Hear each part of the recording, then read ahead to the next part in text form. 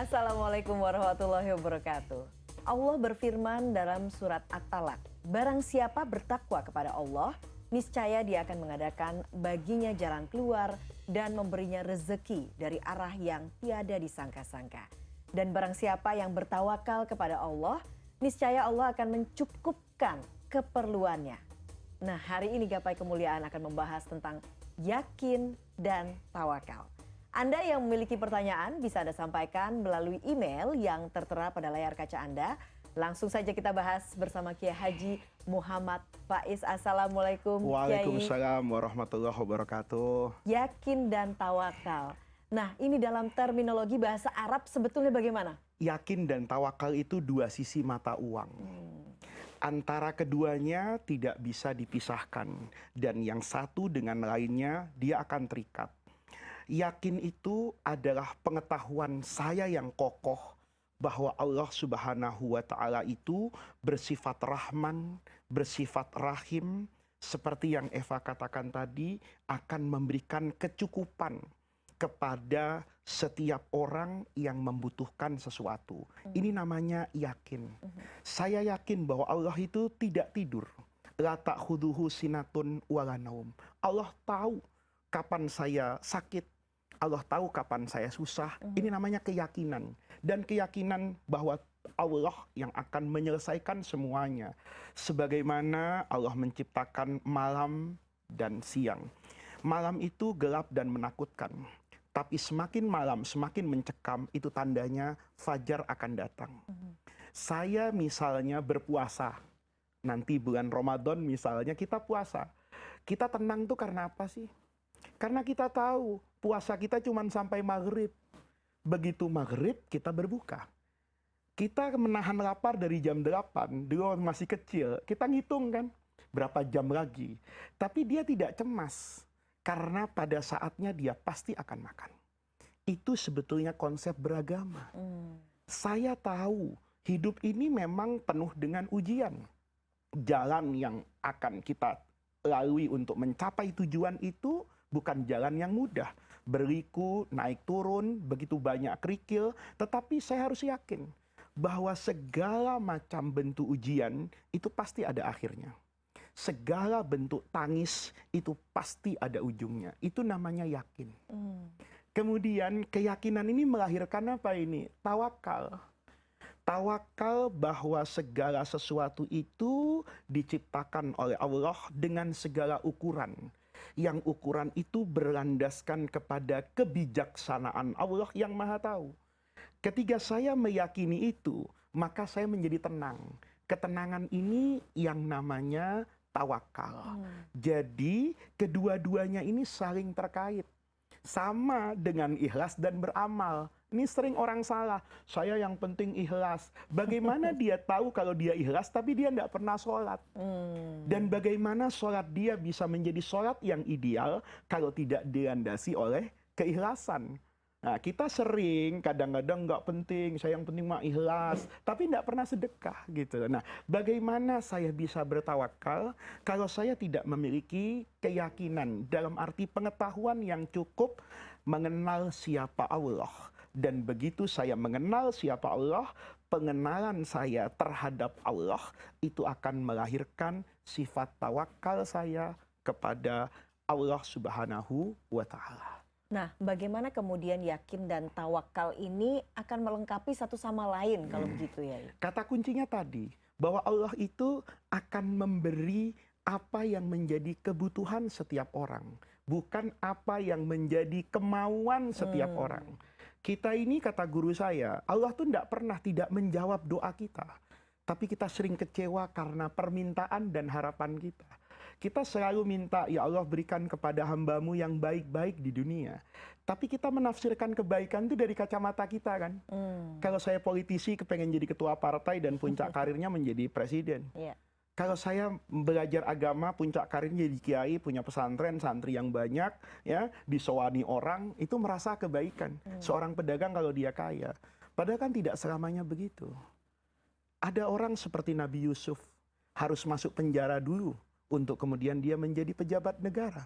Tapi ada pejabat negara harus menjadi pejabat dulu untuk kemudian masuk penjara karena ketangkap KPK. Artinya apa di situ? Di situ sebetulnya yakin itu pengetahuan kita bahwa apa yang Allah berikan kepada kita itu yang terbaik. Dan Allah tidak akan pernah membebani seorang hamba kecuali dengan beban yang dia mampu untuk memikulnya. Kalau lebih jelasnya lagi, ada satu hadis diriwayatkan oleh sahabat Umar radhiyallahu anhu. Hadis ini bilang begini, "Lau annakum tatawakkaluna", seandainya kamu benar-benar memiliki sifat tawakal seperti tawakalnya seorang burung, maka kamu pasti akan mendapatkan rezeki dalam hidup ini. Kata Nabi, kayak apa sih hidupnya burung? Pagi hari keluar dari sarangnya dalam keadaan lapar. Dan sore hari dia kembali ke sarangnya dalam keadaan kenyang. Tapi dia tidak pernah tahu di mana makanan itu berada. Dia tidak pernah tahu makan apa nanti siang. Tapi dia yakin, wama min dabbatin, bahwa tidak mungkin ada makhluk hidup di alam semesta ini illa alallahi rizquha, kecuali Allah pasti menjamin rezekinya. Nah, pertanyaannya, rezeki itu apa? Rezeki itu bisa jadi nasi, rezeki itu bisa jadi uang, tapi sabar itu juga rezeki. Keharmonisan rumah tangga itu juga rezeki. Ada istri yang tidak menunggu suaminya bawa uang, tapi menunggu suaminya datang dalam keadaan selamat. Suaminya masuk rumah dalam keadaan selamat, mencium kening istrinya, memberikan kedamaian dan kepercayaan di rumah tangga. Itu kata sebagian istri, itu rezeki yang saya cari. Nah, yang seperti ini kalau bisa kita amalkan, maka kita menjadi adem. Bertawakal bahwa semua yang nanti pada ujungnya menjadi bagian kita, itu adalah pemberian terbaik dari Allah untuk kita. Nah, ada yang kemudian mengatakan antara tawakal dan pasrah itu beda-beda tipis nih. Iya. Nah, bagaimana kemudian kita bisa mencapai tawakal, tapi apakah itu hal yang sama sebetulnya ya? Iya, tawakal itu kan bukan berarti tidak melakukan usaha. Tawakal itu, kata guru saya dulu, yang tawakal itu hati, bukan tangan. Tangan bekerja, mata melihat nih, kalau mau bisnis, bisnis apa yang kira-kira mendatangkan keuntungan hari ini, kaki melangkah. Yang tawakal itu adalah apanya itu? Hatinya. Oleh karena itu kita bisa lihat, contoh yang paling mulia dalam bertawakal itu Rasulullah. Tapi Nabi ketika perang Uhud, ini berbeda dengan perang Badar. Perang Uhud itu kan dilakukan oleh Rasulullah di dekat kota Madinah, di depan kota, di pusat pertahanan Nabi. Kalau di situ kalah, bahaya. Kalau Badar jaraknya masih ratusan kilometer dari Madinah. Kalau kalah masih ada waktu lah untuk lari dan menyelamatkan anak istri yang ada di Madinah. Tapi kalau kalah di perang Uhud, maka kota Madinah terbuka untuk musuh. Maka Nabi hari itu memakai baju perang, baju besi itu 2 lapis. Ini sama sebetulnya dengan logika kita pakai masker waktu pandemi. Kan banyak orang yang salah itu. Bilangnya, jangan pakai masker, takut itu kepada Allah, bukan sama corona. Lah, kalau takutnya kepada Allah, kenapa Anda tidak tidur di kandang macan? Jangan takut sama macan, takut kepada Allah. Tapi bagian dari takut kepada Allah, maka saya harus mengikuti sistem yang Allah buat di dunia ini. Kata Allah, semua api itu membakar. Semua pisau itu tajam dan bisa menggores. Karena bisa menggores, Rasulullah pakai baju besi itu, baju perang dir'ani itu dalam Asy-Syama'il Al-Muhammadiyah yang dikarang oleh Al-Imam At-Tirmizi. Nah, Nabi itu melakukan apa itu? Ikhtiar. Kata Nabi, saya pakai ini. Soal nanti setelah pakai baju besi, saya masih kena tombak, itu namanya takdir. Tapi saya sudah bertawakal kepada Allah. Nah, sama saja toh. Kita juga begitu kok. Kita ini kalau naik penerbangan, ya, pesawatnya wide body misalnya, keluaran yang terbaru besar, itu biasanya lupa baca bismillah. Karena tenang. Tapi kalau naik pesawat yang kecil-kecil, goyang sedikit, itu panik. Doa gitu. berangkatnya lebih panjang biasanya. Doa berangkatnya. Nah, itu yang sebetulnya salah kan. Bahwa pesawat itu mau besar mau kecil. Kalau Allah mau jatuh ya jatuh. Biar pesawatnya kecil digoyang-goyang turbulensi luar biasa. Tapi kalau diselamatkan sama Allah, ya nggak ada masalah gitu loh. Nah, oleh karena itu kita lakukan semua persiapan. Ketika naik pesawat yang kecil, ketika naik kapal yang kecil, kita mau lewat samudra, kita tetap berdoa dengan doa yang sama ketika kita sedang tidur di atas kasur. Karena ada banyak orang yang pergi berlayar dia tetap hidup, dan ada orang yang meninggal di atas tempat tidur. Nah, oleh karena itu semuanya kita lakukan dengan ikhtiar. Ikhtiar itu adalah ajaran agama. Amin. Semoga kita semua bisa menjalankannya Iya. dan menjadi orang yang bertawakal Iya. secara sesungguhnya. Jangan kemana-mana, Gapai Kemuliaan akan kembali sesaat lagi.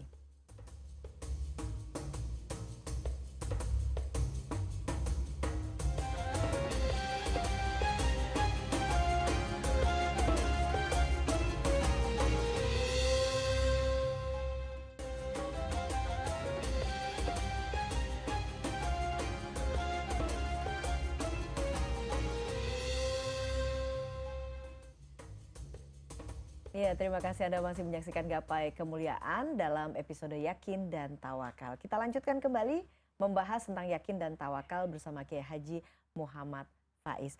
Nah, Kiai, kalau begitu untuk mencapai tawakal manusia itu harus selalu berikhtiar begitu ya. Iya. Dan apa kemudian kenikmatan yang akan bisa diperoleh apabila kita bertawakal kepada Allah? Yang pertama tawakal dan ikhtiar. Jadi tawakal itu tidak akan lahir kecuali setelah kita memahami apa makna dari ikhtiar. Ikhtiar itu kan segala daya upaya manusia untuk mencapai apa yang seharusnya dia capai. Saya kehausan, ya saya harus berusaha mencari air, tidak kemudian pasrah diam di rumah. Ketika kepala saya sakit, saya tentu harus mencari dokter atau minimal membeli obat di apotik. Supaya apa? Karena Allah membangun sistem bahwa orang yang sakit akan sembuh kalau berobat. Sekalipun ada buat manusia tertentu, tanpa berobat pun dia sembuh. Tetapi ikhtiar ini menjadi satu konsep keindahan, bahwa Allah itu menjadikan pahala bukan saja pada tawakalnya, pada ikhtiarnya ada pahala. Ketika saya misalnya dulu diceritain sama guru saya di Mesir, itu ada burung misalnya, mau minum, dia dapatkan air itu cuma ada di botol, dan air itu sedikit sekali, paruhnya itu nggak bisa nyampe. Maka burung itu tiba-tiba berusaha itu, memasukkan kerikil-kerikil ke dalam botol itu, supaya airnya naik. Hingga sampai batasan, di mana air itu bisa dia jangkau menggunakan paruhnya, dia minum. Itu menunjukkan kepada kita, burung saja yang tidak diberi sarana prasarana intelektual seperti manusia yang diberi kehormatan akal, pikiran dan sebagainya, itu bisa mengatasi problematika hidupnya. Dengan apa? Dengan berusaha kan. Kita bisa ngelihat kadang-kadang ya, ada kucing di pinggir jalan, itu bahkan mohon maaf tidak punya kaki, tapi dia kelihatan gemuk dan hidup.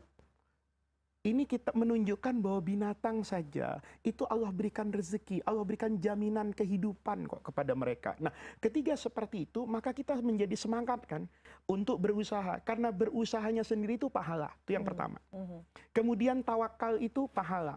Kemudian menunggu dalam bertawakal, terrealisasinya apa yang kita inginkan, itu juga bagian dari ibadah. Oleh karena itu rangkaian usaha, doa dan tawakal itu menjadi satu kesempurnaan dan keindahan. Pesan yang paling penting bahwa untuk mencapai itu kita perlu belajar. Belajar mengenal Allah. Nah, ini banyak orang yang tidak kenal dengan Allah. Seakan-akan Allah itu kadang-kadang digambarkan sebagai Tuhan yang kejam, Tuhan yang hitungannya itu betul-betul detail. Enggak begitu. Saya ingin katakan, kalau kita sudah mengenal Tuhan, maka hidup kita itu akan menjadi indah. Makna tawakal, ikhlas, itu akan menjadi satu kesatuan. Saya ingin cerita satu kisah yang masyhur sekali di Irak. Dulu khalifah yang terkenal, Harun ar-Rasyid itu suka meminta nasihat kepada orang yang disebut dengan nama Bahlul. Itu Bahlul itu Abu Amr Asy-Syairafi itu orang alim sebetulnya. Orang yang kemudian memilih hidup menyepi dari hiruk pikuk keduniawian. Sehingga dia dikatakan punya kesempatan untuk menjadi orang kaya, orang hebat, menjadi politisi, tapi dia tidak mau. Dia lebih senang membersihkan jiwanya di dekat makam, di masjid, sehingga disebut orang bodoh. Bodoh karena tidak mengambil apa yang bisa dia ambil. Harun ar-Rasyid ini sering sekali meminta nasihat kepada Bahlul. Maka satu masa kata Harun ar-Rasyid, Bahlul, saya terima kasih betul nih, sering banget dinasihati sama kamu. Maka saya ingin memberi bantuan keuangan kepadamu. Saya lihat hidupmu ini Masya Allah jauh sekali dari tatanan ideal. Kamu bisa beli kalau sekarang rumah di Pondok Indah, apartemen, mobil. Bahlul itu nolak. Tidak ya Amirul Mukminin, jangan Tuan Presiden. Anda harus ingat, saya dan Anda itu sama-sama hamba Allah. Tidak mungkin Allah selalu mengingat Anda dan melupakan saya. Allah memberi Anda rezeki jabatan. Allah memberi rezeki Anda muka yang tampan. Anda punya istri, Anda punya anak. Allah tidak menjadikan saya seorang pemimpin, saya bukan presiden, saya tidak berwajah tampan, saya juga tidak punya keluarga. Tetapi dengan itu, saya bisa hidup tenang. Saya tidak kepikiran nafkah untuk anak istri saya. Sehingga ketika saya bermunajat kepada Allah, saya mendapatkan makanan, rasa kenyang dari kebersamaan saya dengan Al-Quran. Artinya apa? Masing-masing itu ada rezekinya. Yang menjadikan kita ini kemudian tidak yakin dan tidak tawakal karena kita mengatur makna rezeki kita. Kitalah yang mengatur kebahagiaan kita. Sehingga ketika kita tidak sampai ke titik di mana kita ingin sampai di sana, kita mengatakan saya tidak bahagia. Padahal boleh jadi Allah katakan bahagiamu bukan di sana. Bahagiamu ada di sana. Tetapi kita selalu fokus pada yang sana dan lupa sama yang di sebelah sana.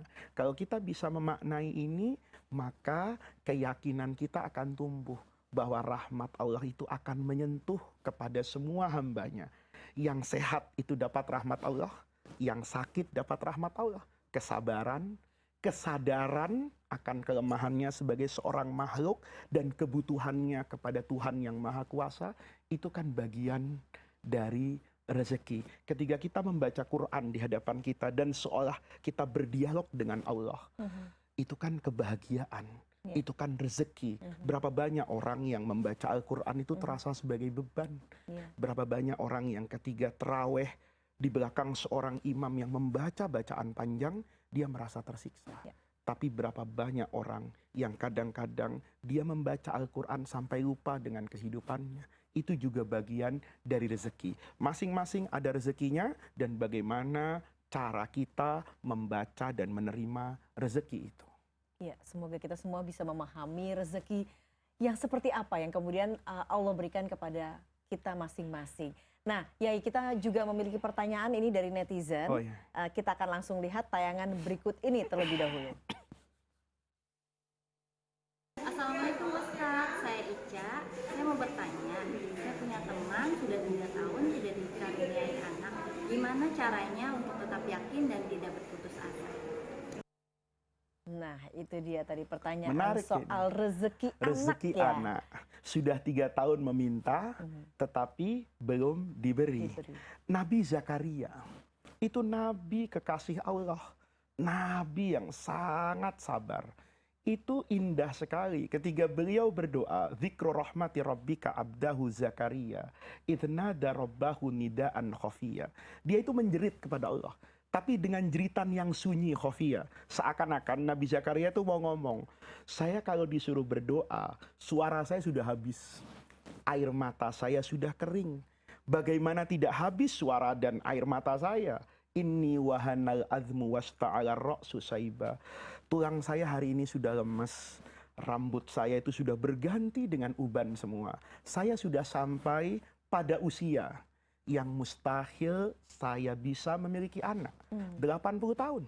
Ada yang mengatakan 90 tahun, istrinya 80 tahun. Bukan sekedar itu loh. Wa kana timraati aqira. Istri saya itu mandul, sudah divonis oleh dokter tidak punya anak. Tapi lihat, apa kata Nabi Zakaria?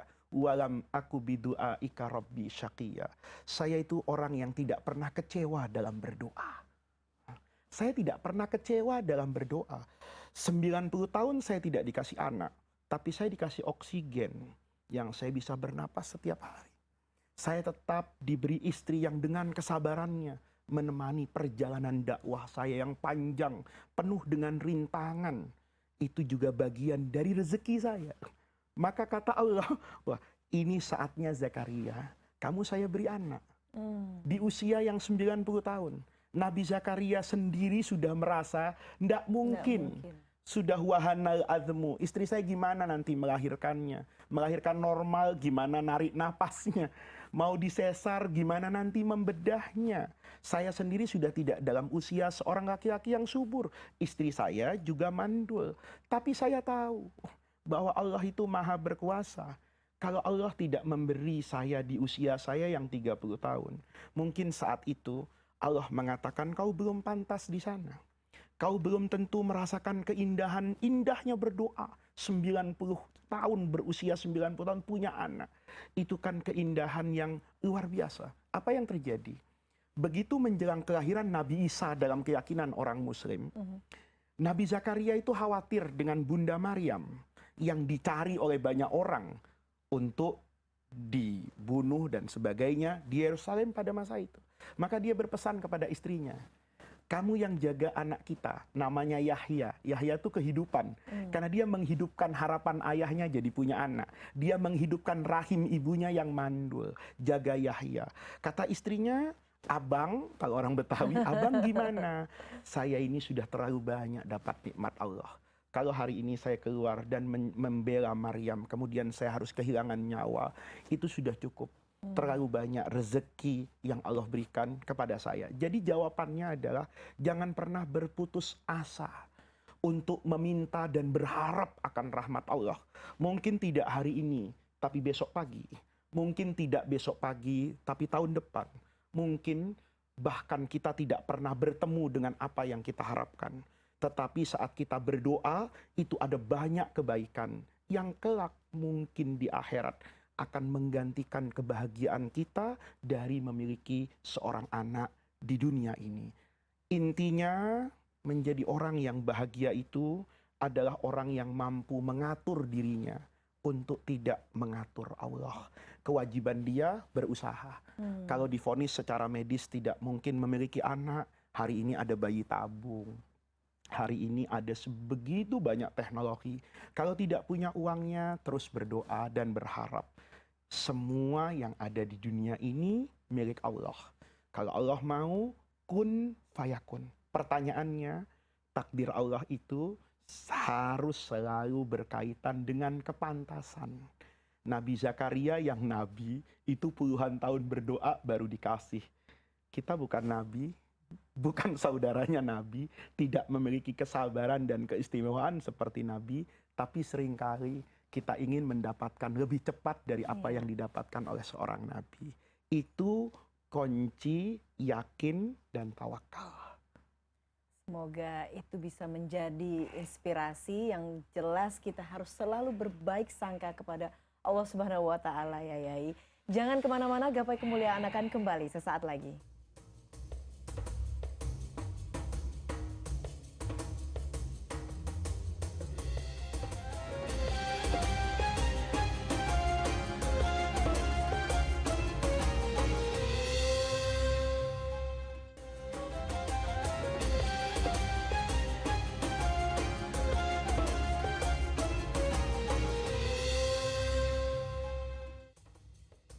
Kita sudah sampai di penghujung program Gapai Kemuliaan. Anda yang memiliki pertanyaan bisa Anda sampaikan melalui email yang tertera pada layar kaca Anda. Dan sebagai penutup, Kiai Haji Muhammad Faiz akan menyampaikan kesimpulan dan doa penutup. Sekaligus saya Eva Yunizar undur diri. Sampai bertemu pada Gapai Kemuliaan berikutnya. Wassalamualaikum warahmatullahi wabarakatuh. Bersedih atas sesuatu yang hilang dari hidup kita, itu adalah hal yang biasa. Tapi mensyukuri apa yang masih ada dan menjadi milik kita, itu adalah sesuatu yang luar biasa. Di dalam hidup ini ada banyak hal yang tidak bisa kita ubah. tetapi di sana juga ada hal-hal yang masih bisa kita ubah. Saya tidak bisa memilih dari rahim siapa saya dilahirkan dan hidup ke dunia ini. Tetapi saya bisa memilih jalan hidup yang baik agar kelak saya memilih kematian yang baik. Oleh karena itu para pemirsa, saya dulu diajarkan sebuah doa oleh guru saya. Beliau mengajarkan satu doa yang berbunyi, "Ya Allah, berikan kepada aku keberanian untuk merubah apa-apa yang bisa aku ubah dalam hidup ini. Dan karuniakan kepadaku keikhlasan untuk menerima apa-apa yang tidak bisa lagi aku ubah dalam kehidupan ini."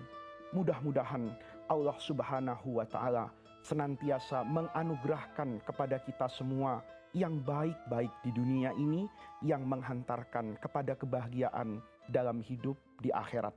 Mudah-mudahan Allah Subhanahu wa Ta'ala senantiasa membersamai kita semua, menjadikan kita orang yang selalu bersemangat untuk berusaha, tetapi juga menerima dengan lapang dada apa-apa yang menjadi takdir kita semua.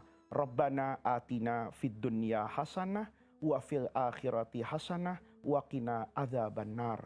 Wassalamualaikum warahmatullahi wabarakatuh.